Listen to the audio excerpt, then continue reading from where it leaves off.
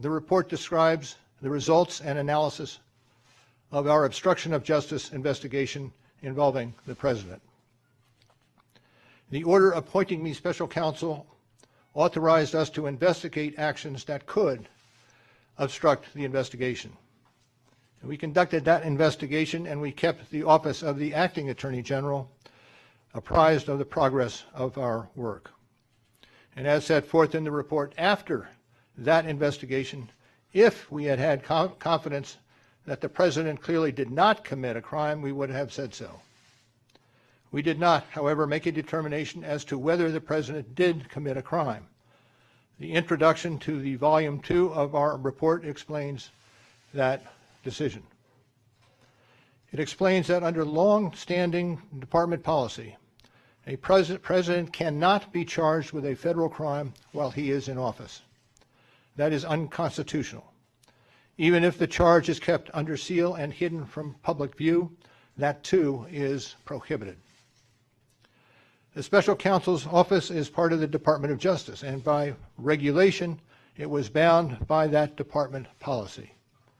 Charging the President with a crime was therefore not an option we could consider. First, the opinion explicitly permits the investigation of a sitting President because it is important to preserve evidence while memories are fresh and documents available.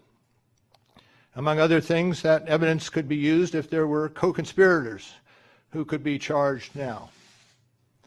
And second, the opinion says that the Constitution requires a process other than the criminal justice system to formally accuse a sitting President of wrongdoing.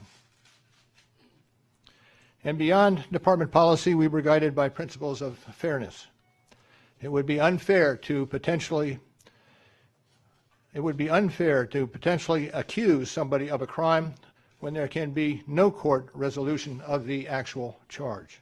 Those were the principles under which we operated, and from them we concluded that we would not reach a determination one way or the other about whether the President committed a crime. That is the office's final position, and we will not comment on any other conclusions or hypotheticals about the President. Now, I hope and expect this to be the only time that I will speak to you in this manner. I am making that decision myself. No one has told me whether I can or should testify or speak further about this matter. There has been discussion about an appearance before Congress. Any testimony from this office would not go beyond our report. It contains our findings and analysis and the reasons for the decisions we made. We chose those words carefully, and the work speaks for itself. And I will close by reiterating the central allegation of our indictments, that there were multiple, systematic efforts to interfere in our election. And that allegation deserves the attention of every American. Thank you. Thank you for being here today.